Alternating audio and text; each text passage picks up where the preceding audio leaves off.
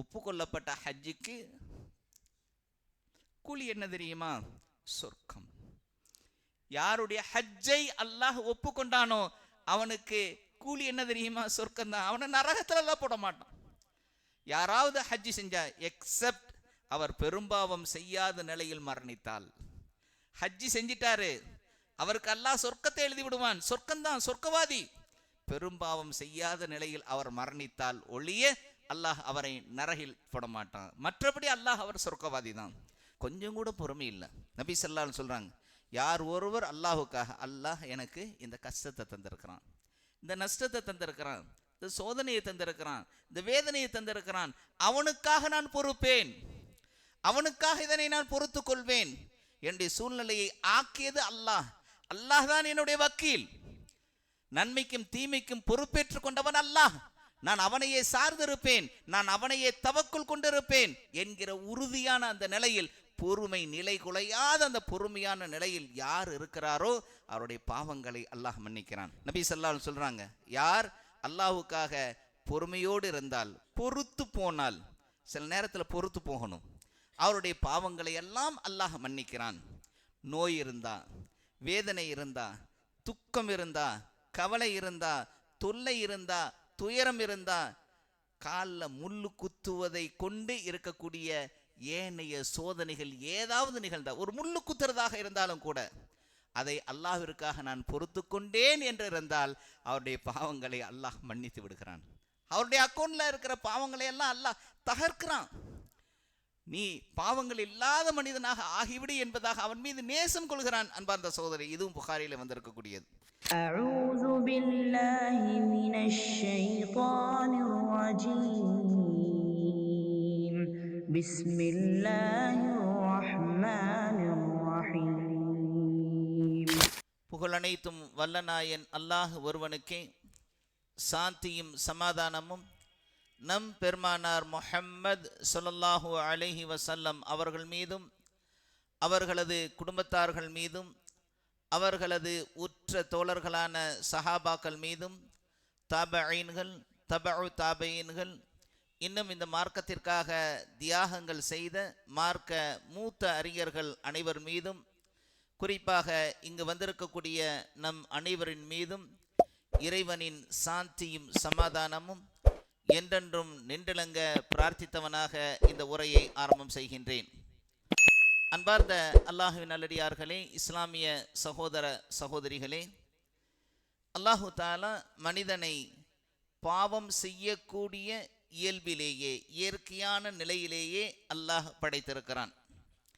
நபி ஸல்லல்லாஹு அலைஹி வஸல்லம் அவர்கள் கூறுகிறார்கள், குல்லு பனி ஆதமு ஹத்தாவூன் ஹைருல் ஹத்தாஈன தவ்வாபூன். ஆதமுடைய சந்ததிகளில் இருக்கக்கூடிய அத்துணை நபர்களுமே பாவம் செய்யக்கூடிய இயல்பான இயற்கையான தன்மையில்தான் படைக்கப்பட்டிருக்கிறார்கள்.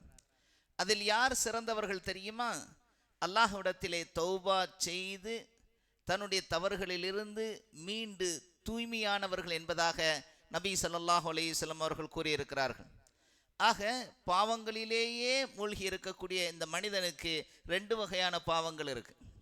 ஒன்று என்னன்னு சொன்னால் பெரும் பாவங்கள், இன்னொன்று என்னன்னு சொன்னால் சின்ன பாவங்கள். மனிதன் பெரும் பாவத்தை செய்தான்னு சொன்னால் தௌபா செஞ்சே ஆகணும். தௌபா செய்யலைன்னு சொன்னால் அந்த பாவம் மன்னிக்கப்படாது. அந்த பெரும் பாவங்கள் தவிர்த்து மனிதன் அன்றாடம் டெய்லி தன்னுடைய செயல்களிலெல்லாம் என்ன செஞ்சுக்கிட்டு இருக்கிறான்னு சொன்னால், சின்ன பாவங்களை தன்னை அறியாமலே அல்லது அறிந்தும் தெரிந்தும் அந்த சின்ன பாவங்களை செஞ்சுக்கிட்டு தான் இருக்கிறான். இதில் யாரும் விதிவிலக்கு கிடையாது. எல்லாருமே இந்த பாவத்தில், சின்ன பாவத்தில் இருந்துக்கிட்டு தான் இருக்கிறாங்க. அதனால் இந்த சின்ன பாவங்களை, பெரும்பாவங்கள் என்கிற அந்த ஒரு தலைப்பில் தௌபா என்று சொல்லக்கூடிய அந்த தௌபாவை எப்படி செய்ய வேண்டும் என்கிற அந்த சில விஷயங்களை எல்லாம் நான் சொல்லியிருக்கிறேன்.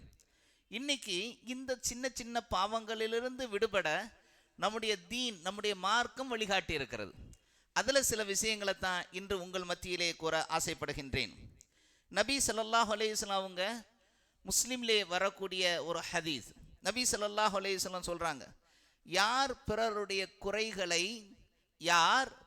குறைகளை மறைக்கின்றாரோ அவருடைய குறைகளை பாவங்களை அல்லாஹ் மறுமையிலே மறைக்கின்றான், மன்னிக்கின்றான் என்பதாக நபி ஸல்லல்லாஹு அலைஹி வஸல்லம் அவர்கள் கூறியிருக்கிறாங்க.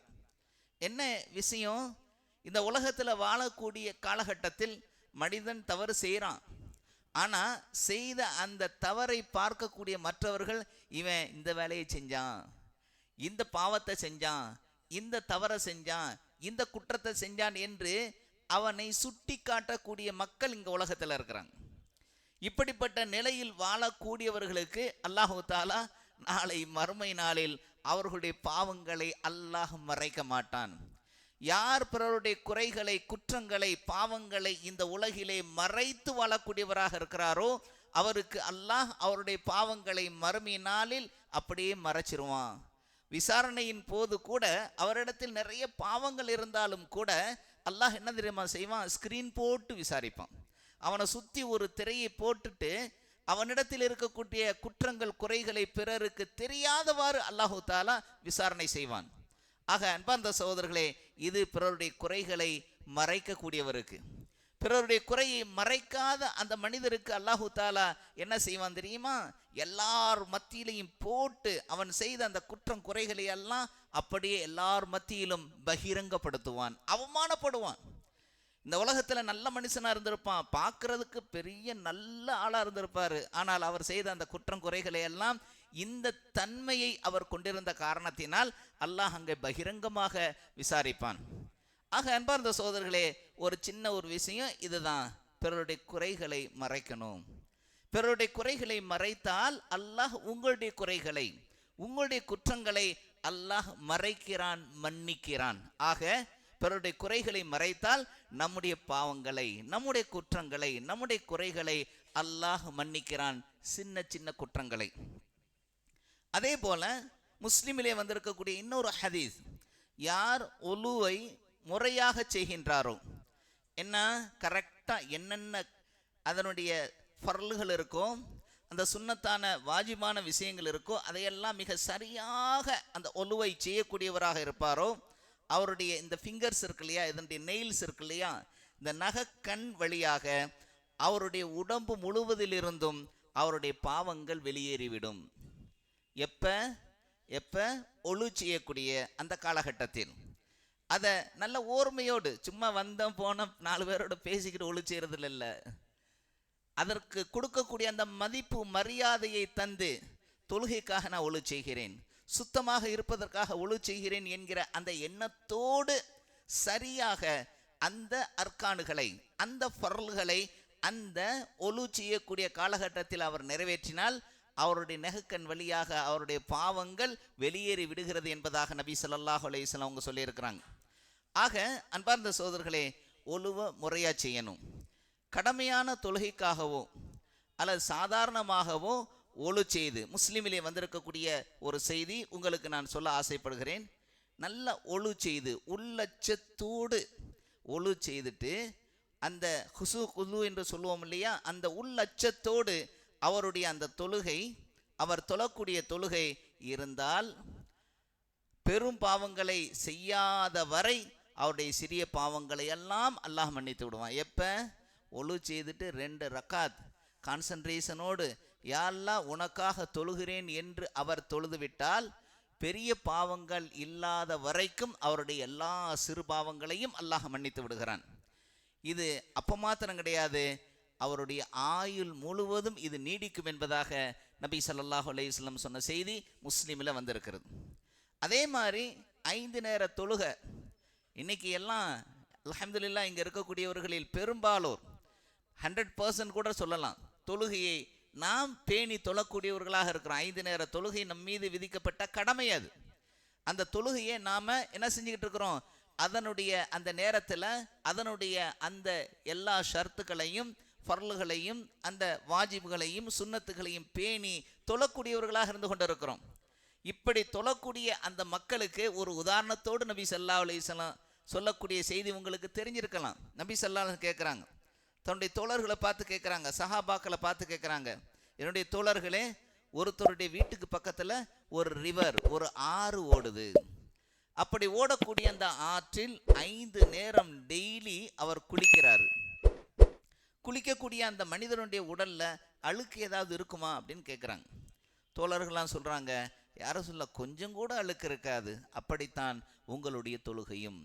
நீங்கள் 5 நேரம் நீங்கள் தொழுது வரக்கூடிய காலகட்டத்தில் நீங்கள் செய்த அந்த பாவங்கள், சிறு பாவங்கள், பெரும்பாவங்களை தவிர உங்களுடைய சிறு பாவங்கள் எல்லாம் அல்லாஹ் மன்னித்து விடுகிறான். ஒரு தொழுகைக்கும் இன்னொரு தொழுகைக்கும் இடையில் இருக்கக்கூடிய அந்த பாவங்களை எல்லாம் அல்லாஹ் மன்னித்துடுவான். இப்போ லோஹருடைய தொழுகைக்கு வந்து தொழுதுருக்குறோம், அசருக்குள்ள ஏதாவது பாவம் செஞ்சிருந்தா அசர்ல தொழுகிற போது அந்த பாவம் போயிடும், அல்லாஹ் மன்னிக்கிறான். அல்லாஹ் நம்மீது கருணை காட்டியவனாக இருக்கிறான், அன்பு பாராட்டக்கூடியவனாக, நேசம் காட்டக்கூடியவனாக, கழிவிறக்கம் கொண்டவனாக அல்லாஹ் இருக்கிறான். அதனால தான் அல்லாஹ் என்ன செய்யறான், ஒரு தொழுகைக்கு இன்னொரு தொழுகைக்கு இடையில செய்த அந்த பாவங்களை அடுத்த வக்து வந்து தொழுத உடனேயே அல்லாஹ் என்ன செஞ்சிடறான், போக்கிடுறான். ஆக தொழுகை இப்படிப்பட்ட பாவங்களை, நாம் செய்துவிட்ட அந்த தவறுகளை மன்னிக்கக்கூடிய ஒரு காரியமாக இருந்து கொண்டிருக்கிறது. அது மாத்திரம் கிடையாது, ஜுமாவுடைய தொழுகை இருக்கு பார்த்தீங்களா, இன்னைக்கு ஜுமாவுடைய தொழுகையை தொழாதவர்கள் கூட இருக்கிறாங்க. மிகப்பெரிய வேதனை. முஸ்லிம் என்ற பெயரை வைத்துக்கொண்டு முஸ்லிம் பெயர் தாங்கிகளாக இருக்கக்கூடியவர்கள் ஜுமாவை கூட தொழாதவர்களாக இருக்கிறாங்க. நபி ஸல்லல்லாஹு அலைஹி வஸல்லம் அவர்கள் சொன்ன செய்தி முஸ்லிமிலே பதிவாயிருக்கு. என்ன சொல்றாங்க தெரியுமா, யார் முறையாக ஒழு செய்து ஜுமாவுக்காக பள்ளிக்கு வந்து மௌனமாக இருந்து ஹுத்பாவுனுடைய அந்த உரையை, அந்த லெக்சரை கேட்கிறாரோ, ஒரு ஜுமாவிலிருந்து இன்னொரு ஜுமா வரை இருக்கக்கூடிய அந்த காலகட்டத்தில் அந்த மனிதர் செய்த அத்தனை பாவங்களையும் அல்லாஹ் மன்னிக்கிறான், பெரிய பாவங்களை தவிர.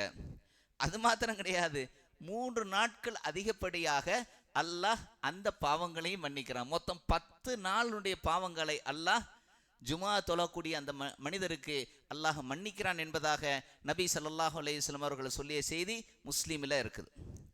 அதே மாதிரி நமக்கெல்லாம் தெரியும், ஆஷுரா நோன்பு, அந்த முஹர்ரம் மாதத்தினுடைய 9, 10 அல்லது 10, 11 என்று சொல்லக்கூடிய இந்த தினங்களில், 2 தினங்களில் யார் நோன்பு நோற்பாரோ அவருடைய கடந்த வருட, ஒரு வருடம் கடந்து போன அந்த ஒரு வருடத்தினுடைய பாவங்கள், அதுவும் சிறு பாவங்கள் மன்னிக்கப்படும். நபி ஸல்லல்லாஹு அலைஹி வஸல்லம் சொன்ன அந்த இது. ஆக ஆஷுராவுடைய நாளில் நோன்பு வைக்கக்கூடியவருக்கு இந்த பாக்கியத்தை அல்லாஹ் தர்றான்.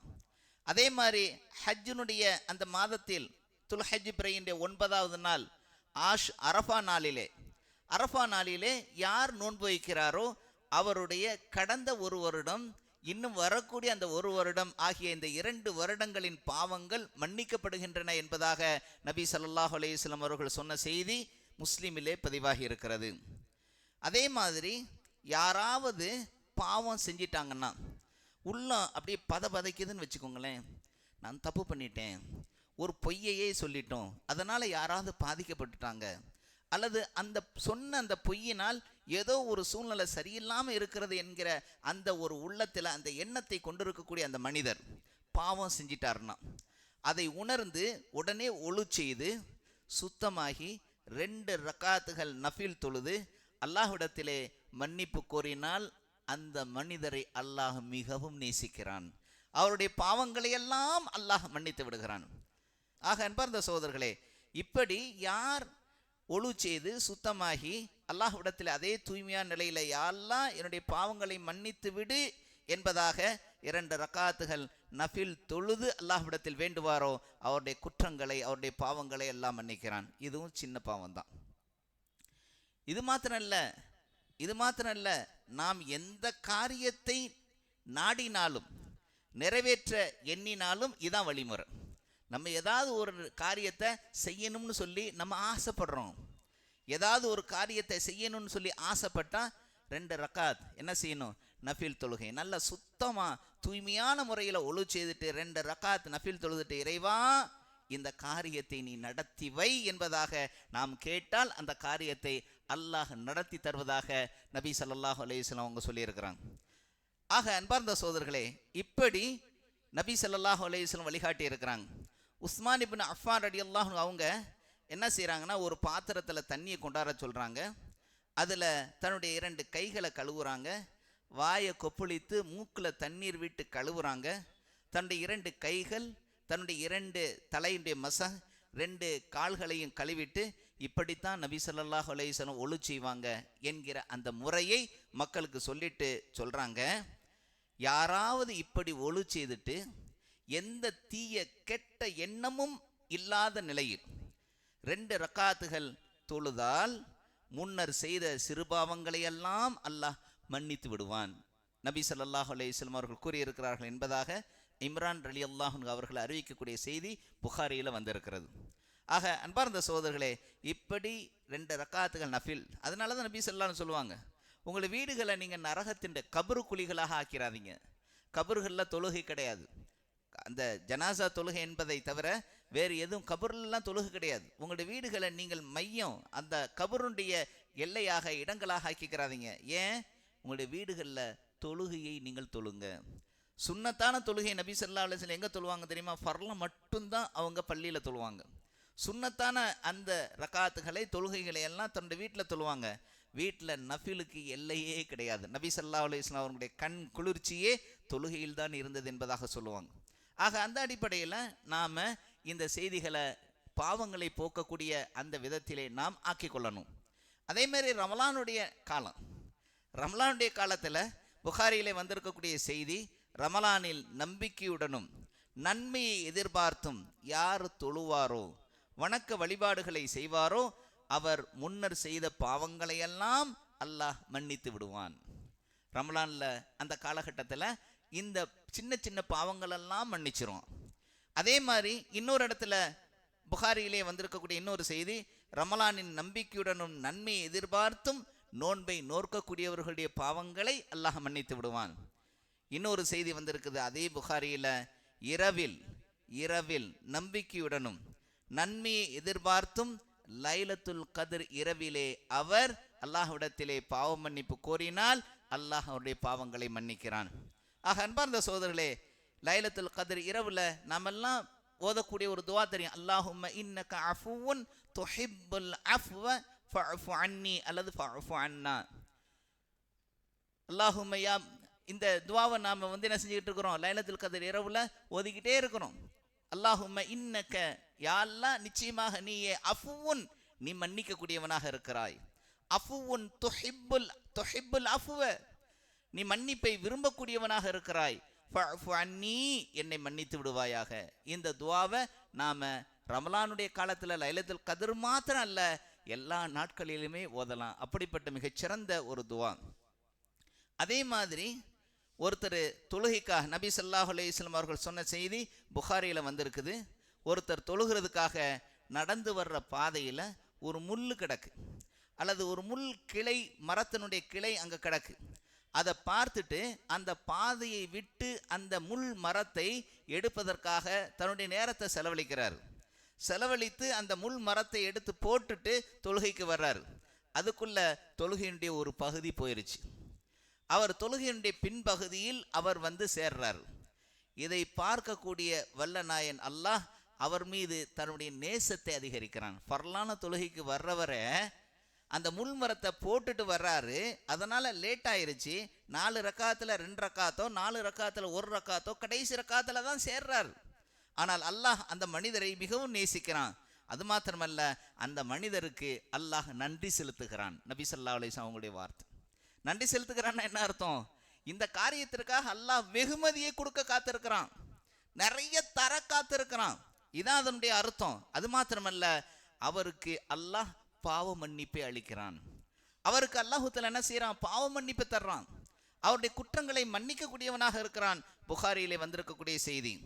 இன்னும் ஒரு ஹதீஸில் வந்திருக்கிறது, அல்லாஹ் ஒவ்வொரு இரவும் கீழ்வானத்திற்கு இறங்கி வருகிறான். முதலாவது வானத்திற்கு இறங்கி வருகிறான். வந்த வல்ல நாயன் அல்லாஹ் இப்படி உறங்கி கொண்டிருக்கக்கூடிய அந்த மக்களிடத்திலே கேட்கிறான். 3 கேள்விகளை கேட்கிறான். என்னிடத்தில் யாராவது பிரார்த்தித்தால், துவா செய்தால், அதை நான் அங்கீகரிக்கிறேன். அந்த துவாவை நான் அங்கீகரிக்கிறேன். நான் அவர்களுக்கு அந்த துவாவை நான் நிறைவேற்றி தருகிறேன். 1வது. 2வது என்ன தெரியுமா? யாராவது என்னிடத்தில் எதையாவது கேட்டால் அதனை நான் கொடுக்க தயாராக இருக்கிறேன். துவா கேட்க சொல்றான். எதையாவது வேணும்னு கேட்குறீங்களா? கேளுங்க, நான் கொடுக்க தயாராக இருக்கிறேன். அந்த நேரத்தில் கேளுங்க. யாராவது என்னிடத்தில் பாவ மன்னிப்பு தௌபா கோரினால், என்னுடைய பாவங்களை மன்னித்து விடு இரட்சகனே என்று கையேந்தினால், கண்ணீர் மல்கினால், கசிந்துருகினால் அவரை நான் மன்னிக்கிறேன் என்பதாக அல்லாஹ் கூறுவதாக புகாரியிலே வந்திருக்கிறது. அதே போல ஹஜ்ஜினுடைய காலத்தில் யார் தன்னுடைய மனைவியுடன் உடல் உறவு கொள்ளாமல், அல்லாஹ் சில ஷர்த்துக்களை வச்சிருக்கிறான். ஹஜ்ஜினுடைய நேரத்தில் இதையெல்லாம் செய்யக்கூடாது. அதில் சில ஷர்த்துகள் இந்த ஹதீஸில் வருகிறது. இதுவும் புகாரியில் வரக்கூடிய செய்தி தான். எந்த பாவமும் செய்யாமல் அந்த ஆலயத்தை, காபத்துல்லாவை ஹஜ்ஜி செய்கிற அந்த மனிதர் அன்று பிறந்த பாலகனை போல பாவங்களெல்லாம் நீங்கப்பட்ட நிலையில் திரும்பி வருகிறார் என்பதாக நபி ஸல்லல்லாஹு அலைஹி வஸல்லம் அவங்க சொல்றாங்க. அதே போல நம்ம சுத்தி நிறைய பேர் இருக்கிறாங்க. இதெல்லாம் நம்ம கண்டுகொள்றதே கிடையாது. அல்லாஹ் நாடிய சிலரை தவிர்த்து மற்றவங்கெல்லாம் இதெல்லாம் இந்த காலத்தில் அதெல்லாம் ரொம்ப கஷ்டமாக போச்சு. கடன் பற்றோருக்கு, கடன்பட்ட அந்த நபர்கள் இருக்காங்க இல்லையா, அவங்களுக்கு உதவ சொல்லியிருக்கிறாங்க நபி ஸல்லல்லாஹு அலைஹி வஸல்லம். முஸ்லீமில் வந்திருக்கக்கூடிய செய்தி, யார் ஏழையின் சிரமங்களை எளிதாக்கி அவருக்கு உதவக்கூடியவராக இருக்கிறாரோ அவருடைய இம்மை மறுமை சிரமங்களை அல்லாஹ் எளிதாக ஆக்குகிறான். யாருக்கு? ஏழைகளுடைய சிரமம், கடன் பட்டு அப்படியே கஷ்டப்பட்டு அப்படியே கலங்கி போய் நிற்கக்கூடிய அந்த மக்களுக்கு யார் உதவி செய்கிறாரோ, அதுலேயும் இரத்த பந்த உறவுகளுக்கு, கடன்பட்ட அந்த இரத்த பந்த உறவுகளுக்கு உதவி செய்வது மிக்க மேலானது. அப்படிப்பட்ட நிலையில் ஒருத்தர் இந்த உலகில் வாழ்ந்தால் அவருடைய பாவங்களை அல்லாஹ் மன்னிக்கிறான், அவருடைய இரணத்தை அல்லாஹ் விஸ்தீர்ணமாக்குகிறான், அவருடைய ஆயுளை அல்லாஹ் நீட்டித்து தருகிறான் என்பதாக நபி ஸல்லல்லாஹு அலைஹி வஸல்லம் அவர்கள் கூறியிருக்கிறாங்க. அடுத்ததாக இன்னும் இந்த பாவங்களை மன்னிக்கக்கூடிய சில விஷயங்கள் இருக்கு. பொறுமையோடு இருக்கணும். நமக்கு பொறுமையே கிடையாது. யாரை பார்த்தாலும் சரி உடனே முடிஞ்சிடணும், உடனே நடந்துடணும், உடனே இது பண்ணிடணும். பொறுமைங்கிறதே கிடையாது. பேஷன்ஸ் சுத்தமாக இல்லாத நிலையில் நாம் வாழ்ந்துகிட்டு இருக்கிறோம். எடுத்தேன் கவிழ்த்தேன் என்கிற ரீதியில் எதையாவது செய்யணும், கொஞ்சம் கூட பொறுமை இல்லை. நபி ஸல்லல்லாஹு அலைஹி வஸல்லம் சொல்றாங்க, யார் ஒருவர் அல்லாஹுக்காக, அல்லாஹ் எனக்கு இந்த கஷ்டத்தை தந்திருக்கிறான், இந்த நஷ்டத்தை தந்திருக்கிறான், இந்த சோதனையை தந்திருக்கிறான், இந்த வேதனையை தந்திருக்கிறான், அவனுக்காக நான் பொறுப்பேன், அவனுக்காக இதனை நான் பொறுத்து கொள்வேன் என்னுடைய சூழ்நிலையை ஆக்கியது அல்லாஹ். அல்லாஹ் தான் என்னுடைய வக்கீல். நன்மைக்கும் தீமைக்கும் பொறுப்பேற்றுக் கொண்டவன் அல்லாஹ். நான் அவனையே சார்ந்திருப்பேன், நான் அவனையே தவக்குள் கொண்டிருப்பேன் என்கிற உறுதியான அந்த நிலையில், பொறுமை நிலை குலையாத அந்த பொறுமையான நிலையில் யார் இருக்கிறாரோ அவருடைய பாவங்களை அல்லாஹ் மன்னிக்கிறான். நபி ஸல்லல்லாஹு அலைஹி வஸல்லம் சொல்றாங்க, யார் அல்லாஹ்வுக்காக பொறுமையோடு இருந்தால், பொறுத்து போனால், சில நேரத்தில் பொறுத்து போகணும், அவருடைய பாவங்களை எல்லாம் அல்லாஹ் மன்னிக்கிறான். நோய் இருந்தா, வேதனை இருந்தா, துக்கம் இருந்தா, கவலை இருந்தா, தொல்லை இருந்தா, துயரம் இருந்தா, காலில் முள்ளு குத்துவதை கொண்டு இருக்கக்கூடிய ஏனைய சோதனைகள் ஏதாவது நிகழ்ந்தா, ஒரு முள்ளு குத்துறதாக இருந்தாலும் கூட அதை அல்லாஹ்விற்காக நான் பொறுத்து கொண்டேன் என்று இருந்தால் அவருடைய பாவங்களை அல்லாஹ் மன்னித்து விடுகிறான். அவருடைய அக்கௌண்ட்ல இருக்கிற பாவங்களை எல்லாம் அல்லாஹ் தகர்க்கிறான். நீ பாவங்கள் இல்லாத மனிதனாக ஆகிவிடு என்பதாக அவன் மீது நேசம் கொள்கிறான். அன்பார்ந்த சகோதரி, இதுவும் புகாரியில் வந்திருக்கக்கூடியது. யார் அல்லாஹுக்காக ஒரு நாள் நஃபிலான சுன்னத்தான நோன்பை நோக்கிறாரோ அல்லாஹ் அவருடைய முகத்தை 70 ஆண்டுகள் நரகிலிருந்து தூரமாக்கி விடுகிறான் என்பதாக நபி ஸல்லல்லாஹு அலைஹி வஸல்லம் சொன்னாங்க. அல்லாஹுக்கா ஃபர்ல் இல்லை, ஃபர்ல் கடமை. சுன்னத்தான நஃபிலான நோன்பை யார் ஒருவர் அல்லாஹுக்காக நோக்கக்கூடியவராக இருக்கிறாரோ அந்த ஒரு நாள் நோன்பிற்காக அல்லாஹ் அவருடைய முகத்தை 70 ஆண்டுகள் நரகிலிருந்து அல்லாஹ் தூரமாக்கி விடுகிறான். அதே மாதிரி தர்மம், சதகா, தர்மம் பாவங்களை அழித்து எப்படி நெருப்பை நீர் அணைக்கக்கூடியதாக இருக்கிறதோ அப்படி இந்த தர்மம் இருக்கிறது, சதக்கா இருக்கிறது. நபி ஸல்லல்லாஹு அலைஹி வஸல்லம் சொல்றாங்க, நீங்கள் ஏதாவது பாவம் செஞ்சிட்டீங்களா, உடனே தர்மம் செஞ்சிருங்க. யாருக்காவது உணவை தந்து விடுங்கள். நீங்கள் உங்கள் பக்கத்தில் ஏழை எளியவர்களாக வயிற்று பசியோடு பட்டினியோடு கிடக்கக்கூடிய யாரையாவது பார்த்தால் நீங்கள் அவருக்கு என்ன செஞ்சிருங்க, அந்த வயிற்று பசிக்காக உணவை நீங்கள் தந்து விடுங்கள். ஒரு தர்மம் செய்யுங்க. பாவம் செஞ்சிட்டீங்கன்னா உடனே ஒரு தர்மம் செய்யுங்க. உடனே அந்த தர்மத்தை செய்து அந்த பாவத்திலிருந்து நீங்கள் நீங்கி விடுங்கள் என்பதாக நபி ஸல்லல்லாஹு அலைஹி வஸல்லம் சொல்லியிருக்கிறாங்க. தர்மம் பாவங்களை அழித்து விடும். எப்படி நீர் நெருப்பை அணைக்கிறதோ அதே போல உம்ரா யார் ஒருவர் ஒரு உம்ரா செய்கிறாரோ அது வரைக்கும் இருக்கக்கூடிய பாவங்களை அல்லாஹ் மன்னிக்கிறான். ஒரு உம்ராவிலிருந்து இன்னொரு உம்ரா வரைக்கும் இருக்கக்கூடிய அந்த காலகட்டத்தில் செய்த அந்த பாவங்களை எல்லாம் அல்லாஹ் மன்னிக்கிறான். ஒப்புக்கொள்ளப்பட்ட ஹஜ்ஜுக்கு கூலி என்ன தெரியுமா? சொர்க்கம். யாருடைய ஹஜ்ஜை அல்லாஹ் ஒப்புக்கொண்டானோ அவனுக்கு கூலி என்ன தெரியுமா? சொர்க்கம் தான். அவனை நரகத்துல எல்லாம் போட மாட்டான். யாராவது ஹஜ்ஜி செஞ்சா, எக்ஸப்ட் அவர் பெரும்பாவம் செய்யாத நிலையில் மரணித்தால். ஹஜ்ஜி செஞ்சிட்டாரு, அவருக்கு அல்லாஹ் சொர்க்கத்தை எழுதி விடுவான். சொர்க்கம்தான், சொர்க்கவாதி. பெரும்பாவம் செய்யாத நிலையில் அவர் மரணித்தால் ஒழிய அல்லாஹ் அவரை நரகில் போட மாட்டான். மற்றபடி அல்லாஹ் அவர் சொர்க்கவாதி தான். அதே மாதிரி நிறைய திக்ருகள் இருக்கு, நிறைய துஆக்கள் இருக்கு. ஆனா நாமெல்லாம் அதெல்லாம் கேட்கறதே கிடையாது. ரப்பனா வலம்னா அன்ஃபுஸனா வ இல்லம் தக்ஃபிர் லனா வ தர்ஹம்னா லனகூனன்ன மினல் காசிரீன். எவ்வளவு அருமையான துஆ தெரியுமா? லா இலாஹ இல்லா அன்த சுப்ஹானக இன்னி குன்து மினல் ஸாலிமீன்.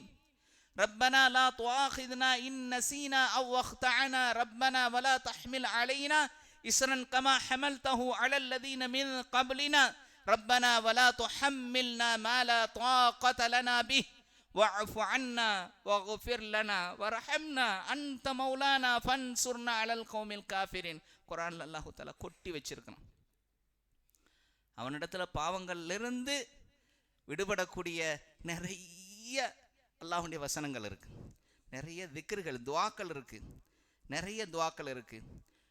நாம சாதாரணமா ஒரு சாப்பாடு சாப்பிடுவோம் பார்த்தீங்களா, சாப்பிட்டுட்டு ஓதுவோம் பார்த்தீங்களா, அல்ஹம்துலில்லாஹில்லதி அத்அமனி ஹாதா வரஸகனிஹி மின் கைரி ஹவ்லி மின்னி வலா குவா.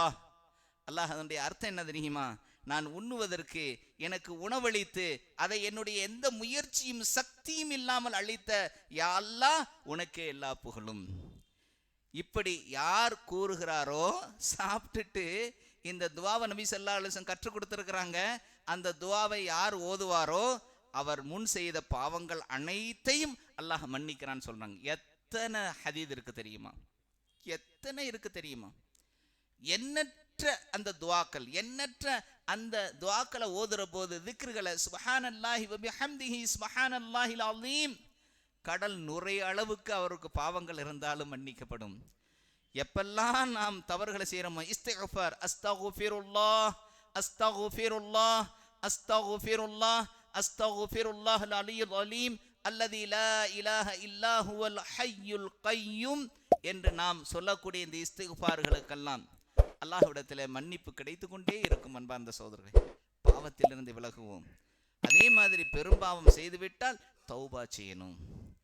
தௌபா செய்யறதுடைய அந்த விஷயங்கள் எல்லாம் ஏற்கனவே நான் சொல்லி இருக்கிறேன். ஆகவே இந்த சின்ன பாவங்களிலிருந்து டெய்லி நம்முடைய வாழ்க்கையில் தொடர்ந்து வரக்கூடிய இந்த சின்ன சின்ன இந்த துக்குடான்னு சொல்லக்கூடிய இந்த பாவங்களை எல்லாம் நாம் அதிலிருந்து பரிபூர்ணமான இந்த இஸ்திக்ஃபார்களை, இந்த துஆக்களை, இந்த தஸ்பீஹ்களை, இந்த நடைமுறைகளை நாம் பின்பற்றி வாழ்ந்தால் அவையெல்லாம் இல்லாத நிலையில் தூய்மையானவர்களாக அல்லாஹ் நம்மை அவனுடைய சொர்க்கத்தின் உயர்ந்த பகுதியான ஜன்னத்துல் ஃபிர்தௌஸிலே நுழைய செய்வான். யா அல்லாஹ், அப்படிப்பட்ட பாக்கியத்தை எங்கள் அனைத்து நபர்களுக்கும் எல்லா மக்களுக்கும் தந்தருள்வாயாக.